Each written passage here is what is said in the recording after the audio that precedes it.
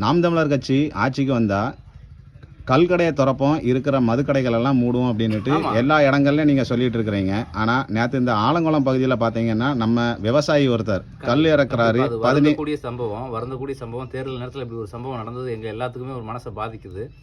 மதுக்கடை அடைக்கிறதுக்கு எல்லா வீட்டு பெண்களும் எங்களுக்கு ஆதரவாக நிற்கிறாங்க. ஆமாம் ஐயா, முதல்ல அந்த கோட்டர் கடை அடைங்க, மதுக்கடைன்னு நாங்கள் சொல்கிறோம், அவங்க கோட்டர் கடைன்னு சொல்கிறாங்க. இந்த மக்கள் எல்லாம் ஐயா அந்த கோட்டர் கடை அடைங்க ஐயா, நல்லா இருப்பே கோட்டர் கடை அடைங்கன்னு தான் சொல்கிறாங்க. கோட்டர் ஏன்னா அவங்க வீட்டில் கணவரும் அவங்க மகன்களும் இந்த குடியாலப்படுற பாடு அவங்களுக்கு தெரியுது. ஒரு குடும்பத்தில் ஒரு குடிகாரன் இருந்தாலே தாங்க முடியாது. 2 பேர் குடிக்கிற ஆட்களாக இருந்தால் அந்த குடும்பத்தோட நிலைமை என்னங்கிறத நேரடியாக பார்க்குறோம். அதனால் அவங்க வந்து இந்த மதுக்கடையை அடைக்கணுங்கிறத நாம் தமிழர் எதிர்பார்க்குறாங்க. நம்ம அதை கோரிக்கையாக கொடுக்குறோம்.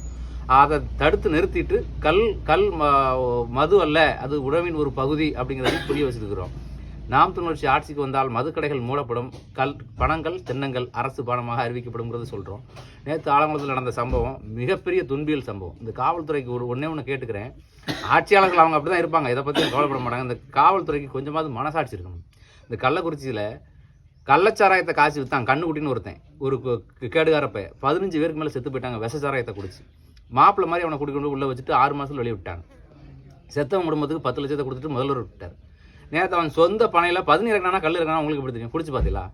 சரி போட்டான்ல, வழக்கு தானே போடணும். ஏன் சுடுறீங்க?